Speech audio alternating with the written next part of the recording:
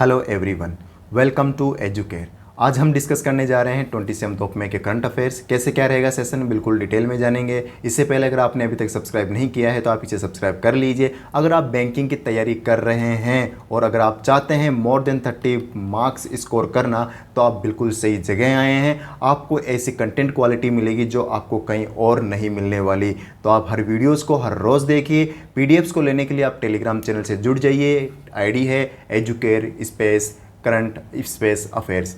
ये सर्च करके आप जुड़ सकते हैं और अगर डिस्क्रिप्शन बॉक्स में लिंक भी दिया हुआ है, यूज़र आईडी भी दी हुई है, आप वहाँ से भी जुड़ सकते हैं। बेस्ट एवर कंटेंट क्वालिटी आपको मिलेगी पीडीएफ्स में। बढ़ते हैं आज की फर्स्ट न्यूज़ की तरफ। आज की फर्स्ट न्यूज़ है, Uttarakhand became the first Indian state to roll out commercial drone services in health care sectors में जो ड्रोन्स का इन्वॉल्वमेंट है वो बढ़ने जा रहा है और पहली बार कॉमर्शियल ड्रोन्स को अलाउ करने वाला पहला स्टेट बन गया है उत्तराखंड। अब प्राइवेट प्लेयर्स ड्रोन्स फ्लाई कर सकते हैं मेडिकल सेक्टर में, हेल्थ केयर सेक्टर में। अब इसे स्टार्ट करने वाला पहली कंपनी कौन बन गई? इसे स्टार्ट करने वाली पहली कंपनी बन गई है रेड क्लिफ लैब्स जो कि हेल्थ केयर कंपनी है। और कहाँ की है ये यूएसए की कंपनी है और इसी ने उत्तराखंड में ये सर्विस स्टार्ट की है। ये सर्विस कहाँ स्टार्ट हुई है? ये स्टार्ट हुई है उत्तराकाशी के और देहरादून के बीच। उत्तराकाशी और देहरादून के बीच ये सर्विस स्टार्ट हुई है और यही करी किसने है? रेड क्लिफ लैब ने। और ऐसा करने वाला पहला राज्य कौन सा बन गया है? उत्तराखंड, जिसने कॉमर्शियल ड्रोन्स यानी प्राइवेट प्लेयर्स ड्रोन्स उड़ाएंगे मेडिकल सेक्टर में। ये होता है कॉमर्शियल ड्रोन्स। बाकी अगर मैं आपसे ये पूछूं कि हेल्थ केयर सेक्टर में ड्रोन्स का इन्वॉल्वमेंट लाने वाला पहला राज्य कौन सा था, तो आपका आंसर बनेगा तेलंगाना। लेकिन ये कॉमर्शियल ड्रोन्स नहीं थे। कॉमर्शियल ड्रोन्स अप्लाई करने वाला पहला राज्य बना है उत्तराखंड। ये आप याद रखिए। उत्तराखंड की बात करते हैं। उत्तराखंड अभी रिसेंटली उत्तराखंड ने बीपीसीएल के साथ एमओयू साइन किया था, भारत पेट्रोलियम कॉरपोरेशन लिमिटेड। क्यों एमओयू साइन किया था? ताकि जो हिली स्टेशन है वहाँ पर सोलर पैनल्स लगाए जा सकें। इसके लिए उत्तराखंड ने बीपीसीएल के साथ एमओयू साइन किया है। अगले प्रश्न की तरफ बढ़ते हैं, यानी अगली न्यूज़ की तरफ बढ़ते हैं। अगली न्यूज़ है, Buddhavanam Asia's biggest Buddhist spiritual centre has been inaugurated in Telangana में सबसे बड़ा, एशिया का सबसे बड़ा बुद्धिस्ट स्पिरिचुअल सेंटर जो कि लॉर्ड बुद्धा पे बेस्ड है। और ये कहाँ पे बनाया गया? तो आंसर बनेगा तेलंगाना में और उसका नाम क्या है? बुद्धवनम। क्या नाम है? बुद्धवनम। और कहाँ बनाया गया? तेलंगाना में। अच्छा, ये तेलंगाना में कहाँ बनाया गया? ये बनाया गया है बैंक ऑफ कृष्णा रिवर के किनारे इसे बनाया गया है। और वह जो जगह है वह कहाँ पर है? यह है नागार्जुन सागर डिस्ट्रिक्ट में। नागार्जुन सागर डिस्ट्रिक्ट में बैंक ऑफ कृष्णा रिवर के ऊपर ये बुद्धवनम बनाया गया है जो कि एशिया का सबसे बड़ा है। अच्छा, अगर मैं लॉर्ड बुद्धा की बात करूं तो लॉर्ड बुद्धा का जन्म कहाँ हुआ था? तो आंसर बनेगा लुम्बिनी में। और लुम्बिनी कहाँ पर है? ये है नेपाल में। लुम्बिनी कहाँ पर है? नेपाल में है। और यहीं पे लॉर्ड बुद्धा का जन्म हुआ था। और recently Nepal prime minister Narendra Modi visit करके भी आए हैं। इस बुद्धवनम की कॉस्ट प्राइस क्या है? यानी कॉस्ट प्राइस का मतलब इस पर कितना पैसा खर्च हुआ है? तो 100 करोड़ रुपीज़ इस पर खर्च हुआ है। इतना आप याद रखिए। बुद्धवनम कहाँ स्थित है? तेलंगाना के नागार्जुन डिस्ट्रिक्ट में। और नागार्जुन डिस्ट्रिक्ट के भी किस बैंक के किनारे? कृष्णा रिवर के किनारे। अगला प्रश्न में जाने से पहले रिसेंटली तेलंगाना की बात करें तो तेलंगाना की एक प्लेयर है जिसका नाम है निखत जरीन, जो कि Nikhat Zareen 5th Indian women बन गई है जिसने वर्ल्ड बॉक्सिंग चैंपियनशिप में गोल्ड जीता है। कौन सा मेडल जीता है? गोल्ड जीता है। कहाँ जीता है? वुमेन्स वर्ल्ड बॉक्सिंग चैंपियनशिप में निखत जरीन। और रिसेंटली हैदराबाद में FCT हब बनाया गया है। यानी FCT का फुल फॉर्म क्या बनता है? फ्लो केमिस्ट्री टेक्नोलॉजी हब कहाँ लाया गया है? तो आंसर बनेगा हैदराबाद में इसे लाया गया है और रिसेंटली इसे एस्टेब्लिश्ड किया गया है। अगला प्रश्न है, Manik Shah is the new chief minister of Tripura के नए चीफ मिनिस्टर कौन बन गए हैं? तो आंसर बनेगा मानिक शाह है। और मानिक शाह जिस पार्टी से आते हैं उसका नाम है बीजेपी, भारतीय जनता पार्टी। और बीजेपी के ही है ये लीडर और यही त्रिपुरा के चीफ मिनिस्टर बन गए हैं। बिप्लब देव कुमार जो कि पहले चीफ मिनिस्टर थे, अब वह चीफ मिनिस्टर नहीं रहे, अब बन गए हैं मानिक शाह। त्रिपुरा की बात करें तो अगरतला इसकी कैपिटल बनती है और इसके जो गवर्नर है वह हैं सत्यदेव नारायण आर्य। सत्यदेव नारायण आर्य गवर्नर है। अगले प्रश्न की तरफ बढ़ते हैं। अगला प्रश्न है, recently union home minister termed Arunachal Pradesh as jewel in India's crown. Jewel in India's crown किसे बताया गया है होम मिनिस्टर के द्वारा? होम मिनिस्टर के द्वारा तो आंसर होगा अरुणाचल प्रदेश को। अभी recently home minister Arunachal Pradesh की विजिट में थे और वहीं पे एक इवेंट के दौरान कहा कि Arunachal Pradesh is the jewel in the India's crown, India's crown. Recently वहाँ पर होम मिनिस्टर अमित शाह ने 1180 करोड़ रुपए के भी प्रोजेक्ट्स लॉन्च किए। वहाँ पे 1180 करोड़ के प्रोजेक्ट्स लॉन्च किए, तो इतना याद रखिए। साथ में 51 फीट की एक ब्रॉन्ज स्टेचू का भी उन्होंने फाउंडेशन स्टोन किया, जो कि वह किसकी है? सेग परशुराम की। सेग परशुराम की। और किस जगह पे? परशुराम कुंड में। और परशुराम कुंड कहाँ पर है? लोहित डिस्ट्रिक्ट में। लोहित डिस्ट्रिक्ट में जो परशुराम कुंड है वहीं पे सेग साधु परशुराम की जो 51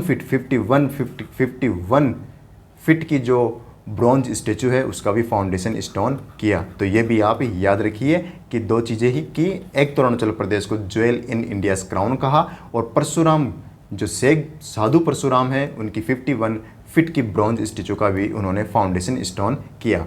और अरुणाचल प्रदेश की बात करें तो ईटानगर इसकी कैपिटल है और पेमा खांडू यहाँ के चीफ मिनिस्टर है और बीडी मिश्रा यहाँ के गवर्नर है। बढ़ते हैं अगले प्रश्न की तरफ।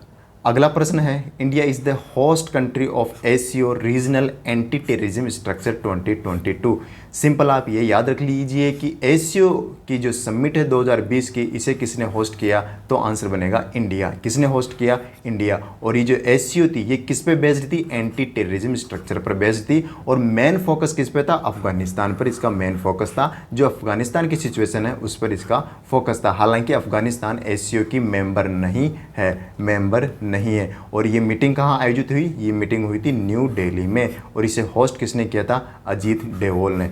अजीत डोवाल कौन है? नेशनल सिक्योरिटी एडवाइजर है इंडिया के और इन्होंने इस समिट को होस्ट किया था।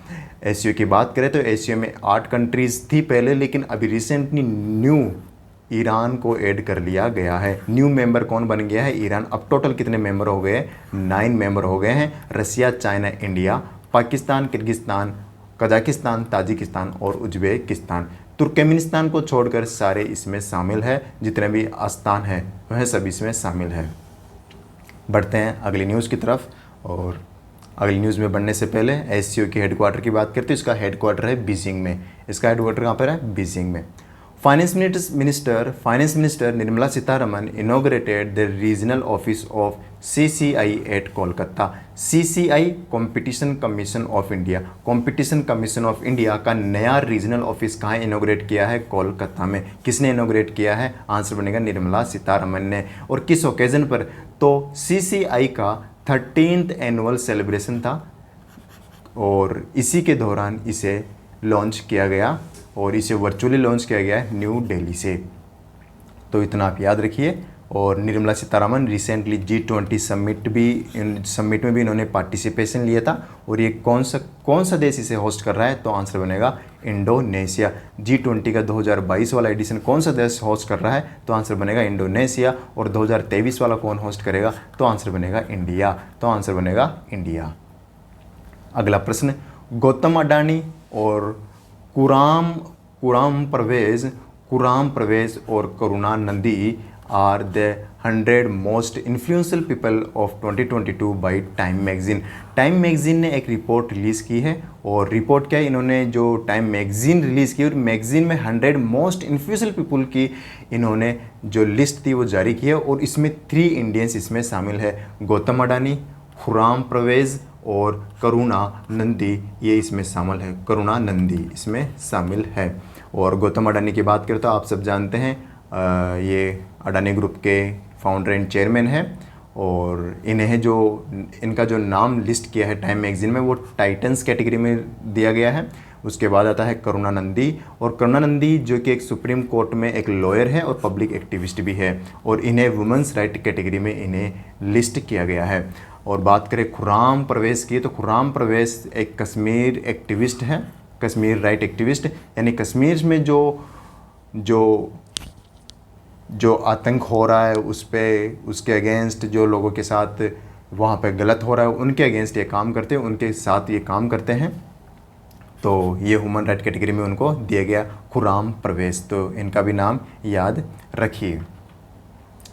और रिसेंटली अडानी की बात करें तो अडानी विल्मर एक एफएमजी कंपनी है जो कि सबसे फास्ट मूविंग कंपनी बन गई है। एफएमसीजी, फास्ट मूविंग कस्टमर जो कैटेगरी है, इसमें सबसे फास्ट कंपनी कौन सी बन गई है? अडानी विल्मार। अगले क्वेश्चन पे बढ़ते हैं। अगला प्रश्न है 15 session of COP 15 of the UNCCD recently hosted by the Cote d'Ivoire. तो COP 15 conference of parties 15, conference of parties 15, ये जिसका 15th एडिशन है, ये होस्ट किया गया था और इसे होस्ट करने वाला जो देश था वो था कोटे दे आइवर। और कोटे दे आइवर के अबिडजान जो कि वहाँ का शहर है कोटे दे आइवर का, यहीं पे इसे होस्ट किया गया। और ये कॉप 15 किस इंटरनेशनल ऑर्गेनाइजेशन की समिट है, किस ऑर्गेनाइजेशन की कॉन्फ्रेंस है? तो आंसर बनेगा United Nations conference to combat desertification, और यूएनसीसीडी ने ही इसे ऑर्गेनाइज करवाया था। कहाँ पर? अबिडजान कोटे दे आइवर में। और इसकी जो थीम थी वो थी land.life.legacy from scarcity to prosperity, ये इसकी थीम थी। और इसने टारगेट रखा है, इसका टारगेट था कि 1 बिलियन हेक्टेयर को डिग्रेडेड जो हेक्टेयर है उसको रिस्टोर किया जाएगा, 1 बिलियन हेक्टेयर को 2030 तक। और पृथ्वी का लगभग 40% लैंड डिग्रेडेड है, 40% लैंड डिग्रेडेड है। तो इतना आप याद रखिए। और साथ में 2019 था 2019, इसमें इंडिया ने एशियो ये कॉप 14 को होस्ट किया था, कॉप 14 को होस्ट किया था 2019 में। और इंडिया के पास 2019 से 2022 तक इसकी स्पॉन्सरशिप थी, तो ये भी आप याद रखिए, हालांकि इतना इम्पोर्टेंट बनेगा नहीं।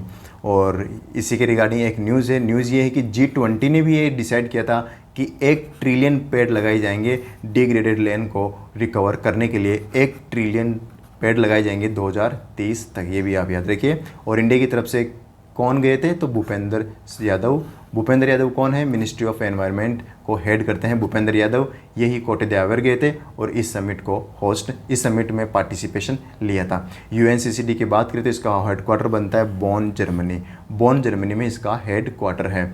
अभी COP 27 भी आयोजित होगा। COP 27 कौन होस्ट करेगा? COP 27 होस्ट कौन सा देश करेगा? तो आंसर बनेगा इजिप्ट इसे होस्ट करेगा, मिस्र इसे होस्ट करेगा, तो ये भी आप याद रखिए। यूएनसीसीडी की बात करें तो यूएनसीसीडी ने रिसेंटली एक रिपोर्ट रिलीज़ की थी जिसका नाम है ग्लोबल लैंड आउटलुक। और ये रिपोर्ट किसने रिलीज़ की? यूएनसीसीडी ने इसी रिपोर्ट रिलीज़ की है।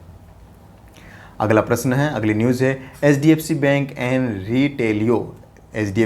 एंड रिटेलियो क्या है? एक फार्मास्यूटिकल प्लेटफॉर्म है, यानी जितने भी रिटेलर्स हैं फार्मा इंडस्ट्री के, इनको जोड़ने का काम करता है रिटेलियो। और इसने एचडीएफसी के साथ एमओयू साइन किया है टू लॉन्च को branded credit card for chemist and pharmacies और केमिस्ट के लिए को ब्रांडेड क्रेडिट कार्ड लॉन्च करने जा रहा है। और वह किसका होगा? ये एचडीएफसी का होगा क्रेडिट कार्ड। और इसे लॉन्च कौन कर रहा है? रिटेलियो एक फार्मास्यूटिकल प्लेटफॉर्म है और यही इसे लॉन्च कर रहा है। और इससे काफ़ी रिवॉर्ड्स वगैरह, काफ़ी बेनिफिट्स दिए जाएंगे ताकि जो भी फार्मेसीज है, केमिस्ट्स है, ये सभी एचडीएफसी द्वारा स्पॉन्सर्ड क्रेडिट कार्ड का यूज़ कर सके। तो इतना आप याद रखिए। एचडीएफसी की बात करें तो एचडीएफसी की स्थापना हुई थी 1994 में, इसका हेडक्वार्टर है मुंबई में और इसकी टैगलाइन है वी अंडरस्टैंड योर वर्ल्ड। और रिसेंटली एक्सिस बैंक ने भी एक को ब्रांडेड क्रेडिट कार्ड रिलीज़ किया था, किसके साथ मिलकर? स्पाइसजेट के साथ मिलकर। स्पाइसजेट और एक्सिस बैंक ने मिलकर को branded credit card recently launch किया था। एचडीएफसी की बात करें तो एचडीएफसी ने recently 30 minute express car loan भी लॉन्च किया था। और अभी रिसेंटली कल परसों ही व्हाट्सएप के साथ भी इन्होंने एक एमओयू साइन किया था स्पॉट ऑफर लॉन्च करने के लिए। स्पॉट ऑफर क्या है? स्पॉट ऑफर है सैलरीड पर्सन को 2 मिनट में ही लोन दे देना, होम लोन दे देना व्हाट्सएप के थ्रू, ये है स्पॉट ऑफर। अगली न्यूज़ है RBI set up a committee to review customer service standard in RBI regulated entities.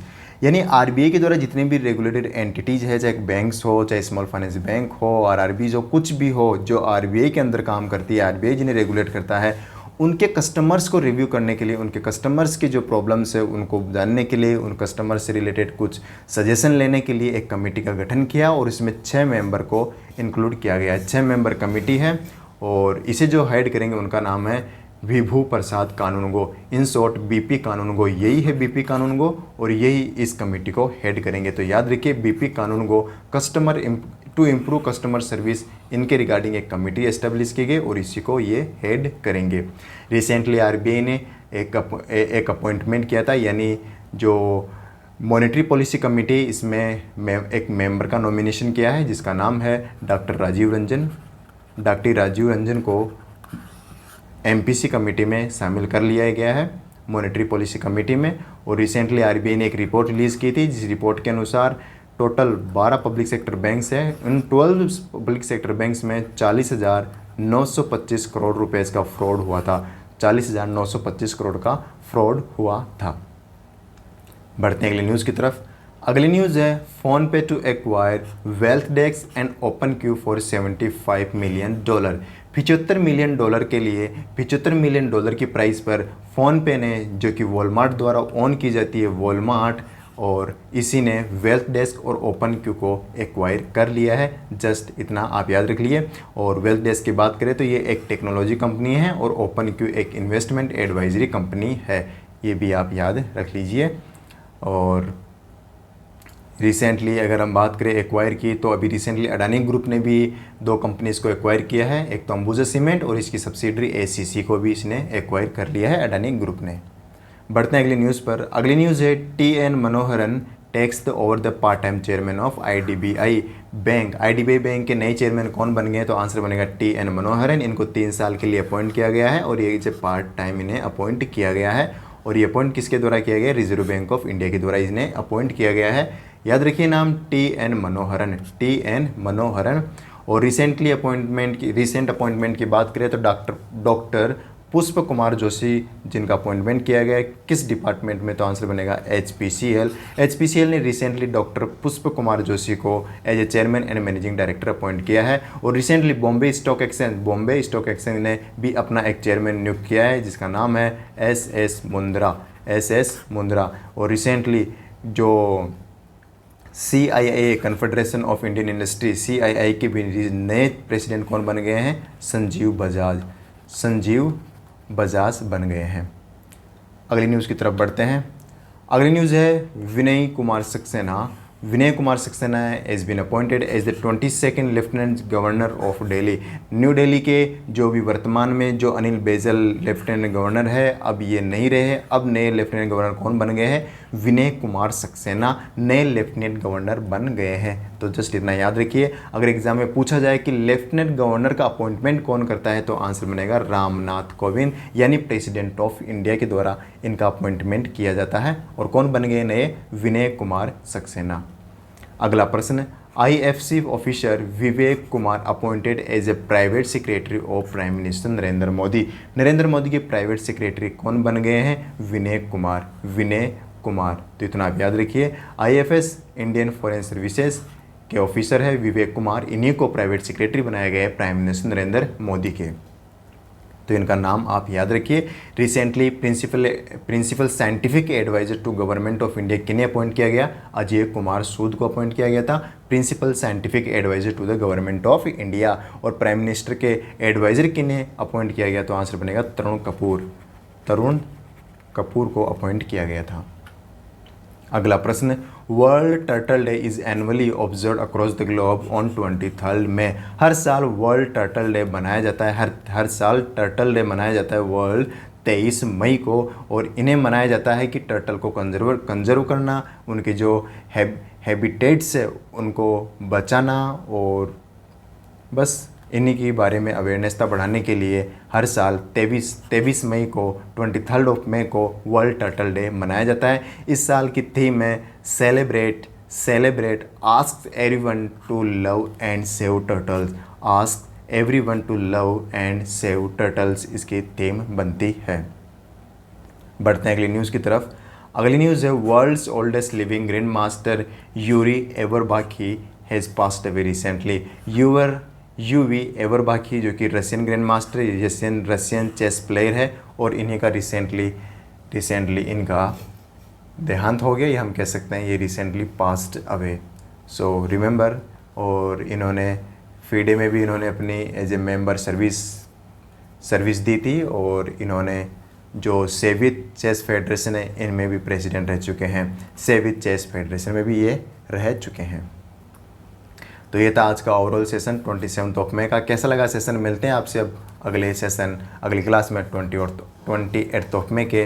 तब तक के लिए गुड बाय।